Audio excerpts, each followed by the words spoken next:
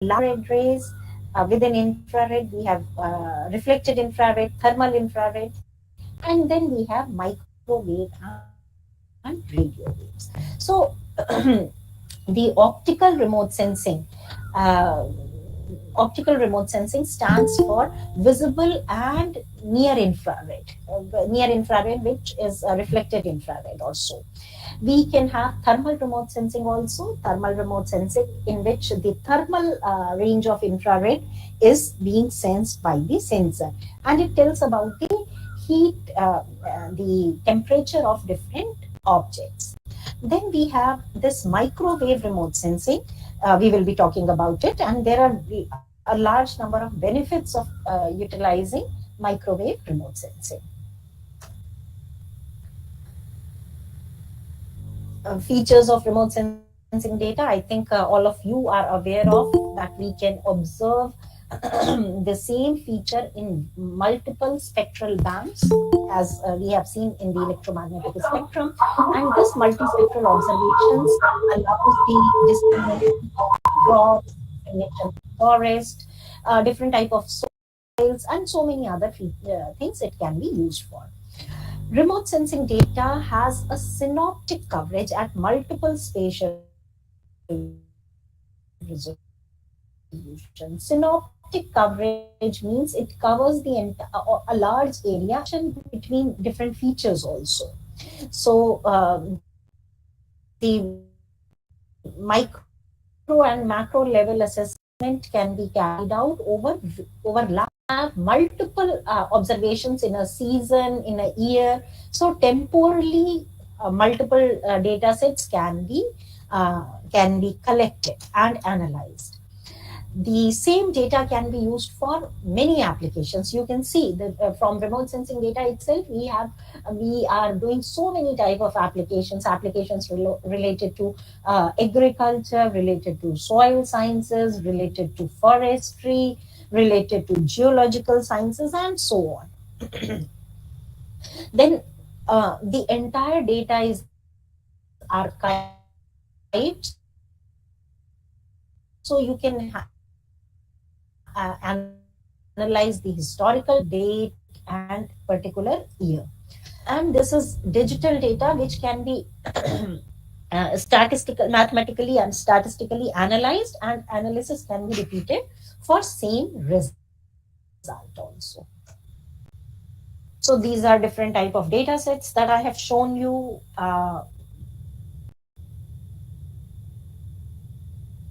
This is AWIFS data. These are all Indian data sets. AWIFS data, advanced wide angle, wide field. Then see, when we are going from AWIFS to list 3 and list 4, spatial resolution goes on increasing. And when the spatial resolution is improving, we can analyze more and more features, or visualize more and more features on the ground surface. And these are some of the applications on which it can be used. This all data can be collected. We can collect the data, electro-ionic and ionic data. Then subsurface manifestations also can be checked. Atmospheric properties of a certain area, the characteristics of the terrain, the surface chemical constituents, then physical properties such as temperature, albedo, these can be the data can be collected for all these features. So now, before going into further details, because resolution is a very important aspect of remote sensing data, so let us talk a bit about resolution also. Resolution is the ability of the system to render the information at smallest discretely separable quantity. And this can be in terms of distance, which we call as a spatial resolution, in terms of wavelength band, which we call as a spectral resolution, with terms of time, which is defined as temporal resolution, and with terms of radiometry of the data, So we call it as radiometric resolution. So remote sensing system has these four basic resolutions: spectral, spatial, radiometric, and temporal. Spatial resolution is the measure of discernible physical dimension on the surface from the image. Spectral resolution is measure of the width of the wavelength band, as you have seen in the previous slide, that for Landsat and for Sentinel, the width of the band was wide, whereas for hyperspectral data, the bands were very narrow. So narrower is the bandwidth, higher is the spectral resolution. Then we have radiometric. That means how much minimum change in radiance can be measured by the sensor. And lastly, we have temporal resolution, which means the frequency of observation. That means after how many days we will observe the same data, same area with same conditions, with similar viewing geometry. So this is spectral resolution. Spectral resolution defines the ability of the sensor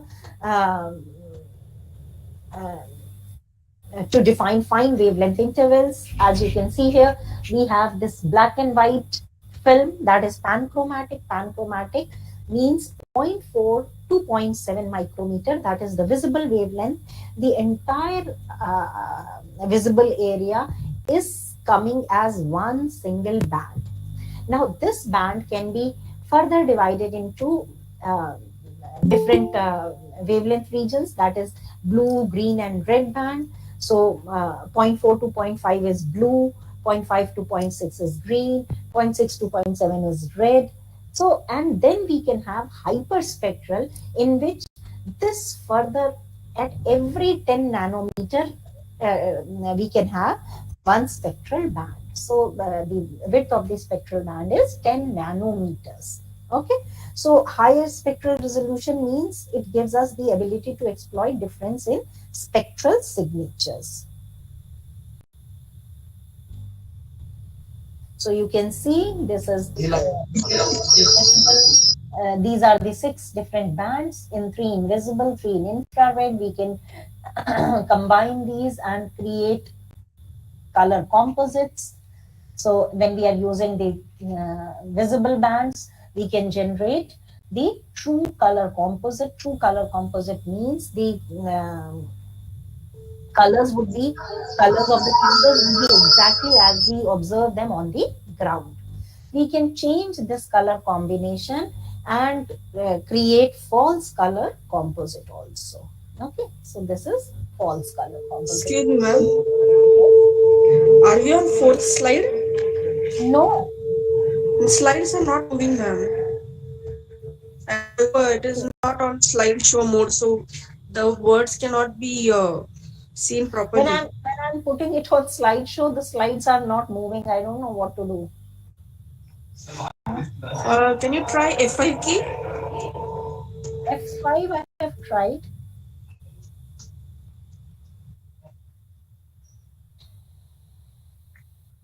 We were on this slide. So are the slides changing now? Not changing actually. I don't know what's happening. So, can you please restart it? Restart the slide? It will take a lot of time. Oh, okay. Okay, let it be, ma'am. You can continue. So I will quit the slideshow mode. Mode. Okay. Because otherwise it will not.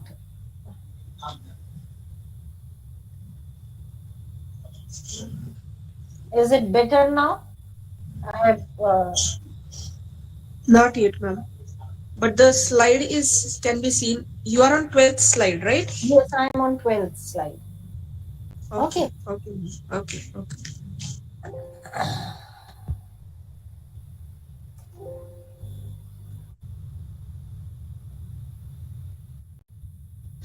Okay, so now the next one comes is spatial resolution.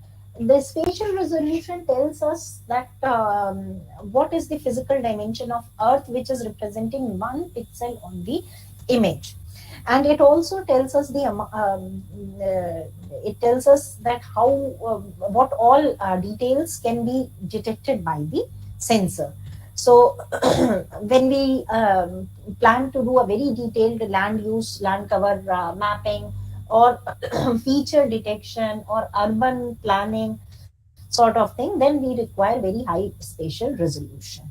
Okay, so you can see how much area of the ground is making 1 pixel of the image. So if it is 100-meter pixel and 10-meter pixel or 1-meter pixel, naturally 1-meter pixel will give us more and more information of the ground. But it is not so that higher spatial resolution gives us higher means is always better for our study.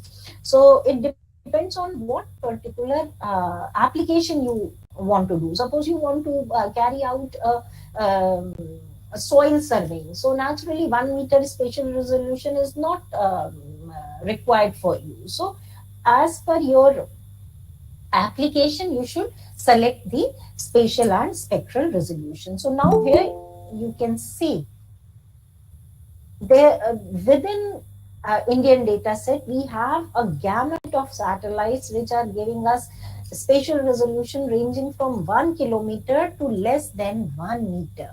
So based on our own requirement, we can select any of these spatial resolutions, such as for meteorological observations, we require 1 to 2 kilometer spatial resolution. For oceanography, such as ocean color monitoring, sea surface temperature, and all those applications, around 250 to 1 meter to 1 kilometer spatial resolution is required. For land use land cover mapping, different level of land use land cover mapping can be there. Suppose forest mapping, hydrological, then 25, 26 spatial meter spatial resolution. Whereas for cartography and urban planning, we require less than 5 meter spatial resolution. For military surveying surveillance, then less than 1 meter spatial resolution is required. So we have ISRO is providing us data throughout this entire range. 1 kilometer to less than 1 meter data is available, and that too at very less cost also. So we should make use of such data set and do our studies. As you can see, this is now here I am going to show you the effect of spatial resolution. This is AWIF's data. 56 meter is the spatial resolution. Okay. For the same area, this is ETM data, 30 meter is the spatial resolution. So you can see, as we go on improving the spatial resolution, the amount of features that are visible, it goes on changing. You are not able to observe just now, but when the spatial resolution is better, you will be able to do. So this is 23.5 meter spatial resolution. This is ASTER data, 15 meter spatial resolution. Then this is IRS span data, 5.8 meter spatial resolution, but panchromatic. This is Iconos multispectral, which is 4 meter spatial resolution, and you can see individual houses, crop fields, everything is visible. This is Iconos panchromatic with 1 meter spatial resolution. So as you move from 56 meter to 1 meter spatial resolution, you can visualize, you can see, you can improve the detailing in the area. Now, the third type of resolution that is important to us is radiometric resolution. So it tells us how much would be the information content in the image. The same area, same range of energy, whether you are representing it in how many pixel values you are able to represent it. So it tells us the sensitivity to the magnitude of electromagnetic energy that has been received by the sensor. So as you can see here, this is the same area is represented in two colors only. So two colors means 1 bit radiometric resolution. 2 to the power number of bits is the number of gray levels that would be seen in the image. So if it is 1 bit, so 2 to the power 1, that means 2 number of gray levels would be there. So the first image is 2 colors, that is 1 bit image. Then you have this 16 colors. So the same energy level is divided into 16 different levels. So then we have this 256 colors. So 2 to the power 8. So 8-bit radiometric resolution. So as you go on improving the radiometric resolution, the information content in the image goes on improving. But anyhow, we have to compromise in spatial, radiometric, and spectral resolution. So this is radiometric resolution.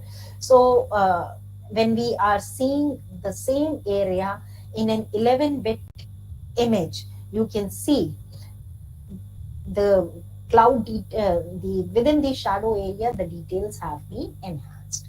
So this first one is 7-bit data, and the other one is 11-bit data. So details are improving when we go on increasing the radiometric resolution. Next comes temporal resolution. Temporal resolution represents the frequency with which a satellite can revisit an area of interest and acquire a new image. So it is important when we want to monitor a particular phenomena or particular feature.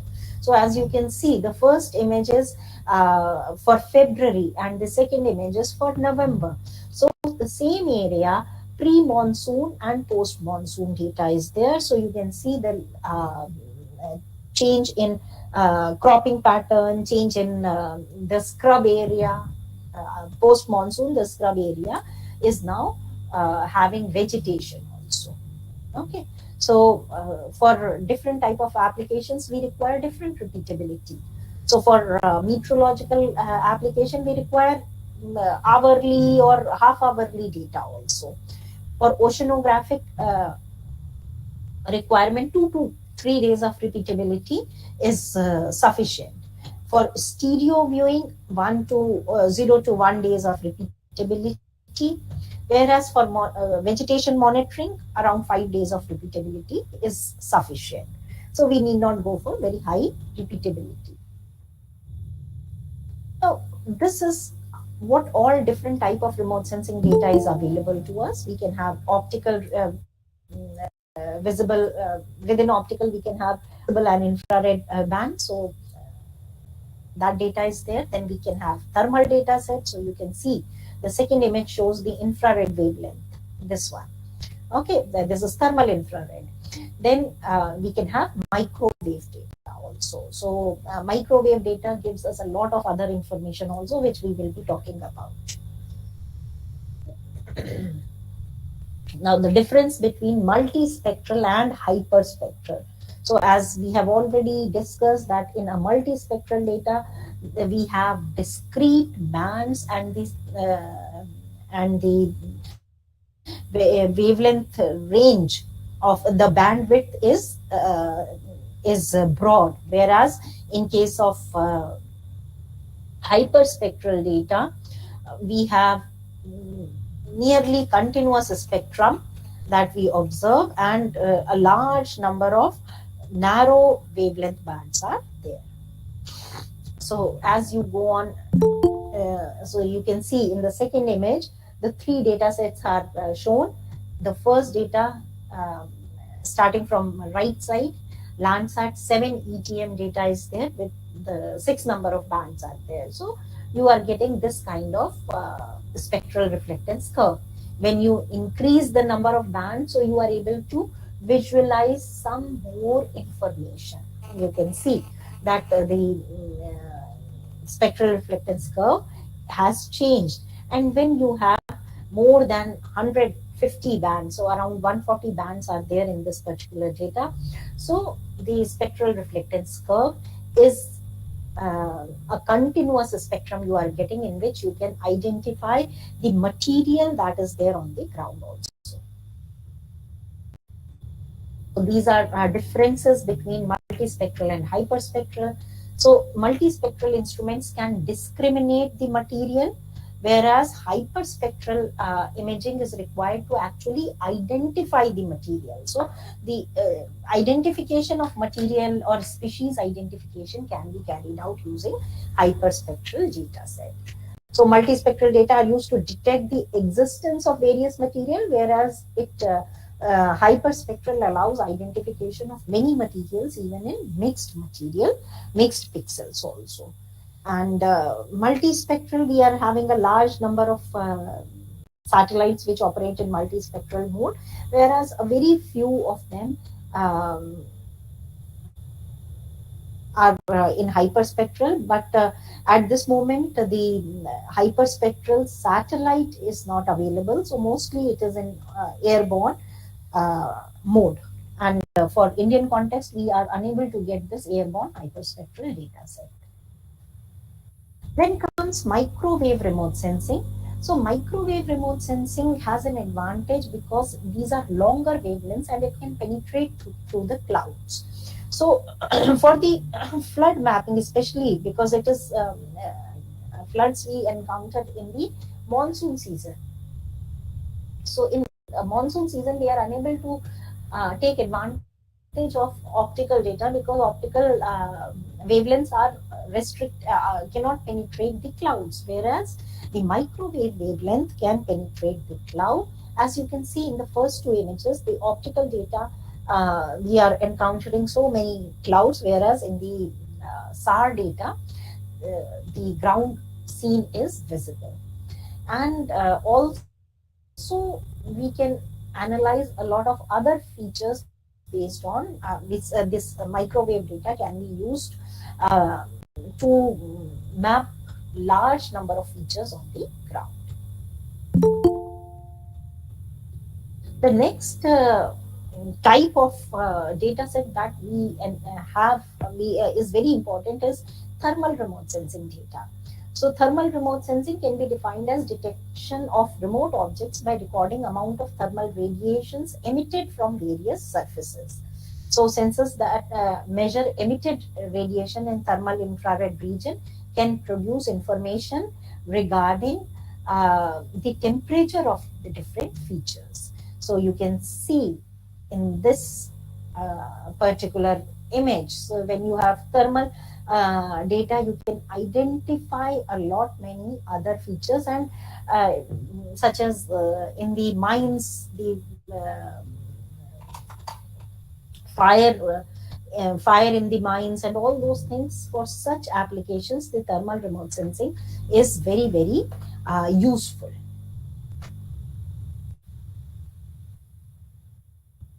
Another technique which is gaining popularity these days is LIDAR data. LIDAR stands for light detection and ranging.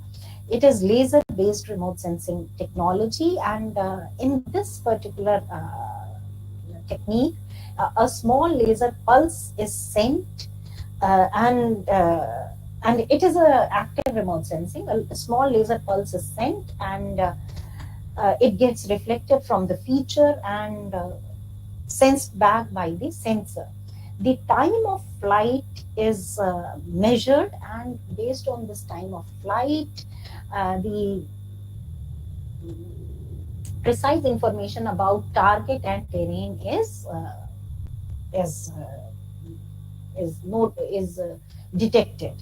So it is used to generate digital elevation models, uh, because it gives us a large number of points for which x, y, and z coordinates are available, and that makes a very useful technique for creating digital elevation models beneath the canopy also, because it can the pulses are so narrow, it will it penetrates the canopy also. So in such areas also you can generate very good quality digital elevation models. Okay, then combining all these data set, because we require some technique by which we can analyze our data. So to analyze our data we have this geographical information system. So GIS is a computer based system that provides uh, the capability to input the data, manage the data, manipulate the data, and create an output. So suppose using remote sensing data, you can generate all these different type of information. This information can be hydrological information, topographical information, soil information, then administrative boundaries, so many other type of information as different layers we can input, and we can do the analysis and derive the answers to so many questions. And this can be the location of a particular feature. Let us say I want to know where the nearest hospital is from my location, so I can find out that also. I can find what it is, a particular feature. If I select, I can do a query that what is this particular feature, whether it is a hospital, whether it is a traffic signal, a light pole, what it is.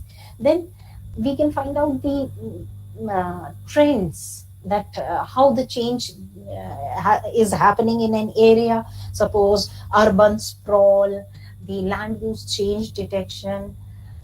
We can find out what are the patterns, and we can finally do the modeling. So these are all uh, the questions which a GIS system can um, answer. And there are a lot of um, analysis that we can do. We can perform a simple query, we can perform spatial query. Some operations require one single layer, some operations require multiple layers.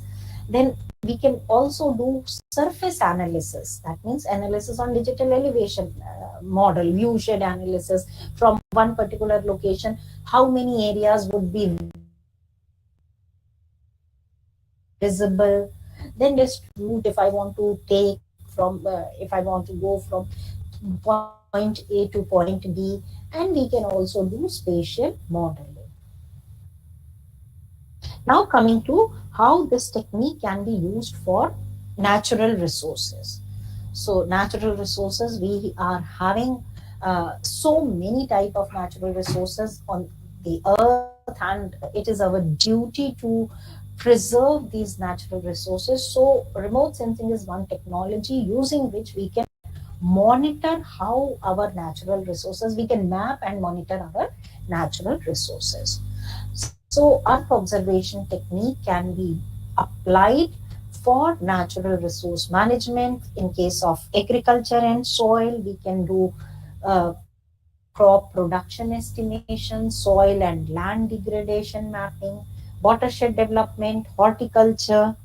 We can go for forest, environment, and biosphere. Within that, we can do forest type mapping, forest fire and risk mapping, biodiversity characterization. Environmental impact studies can be carried out.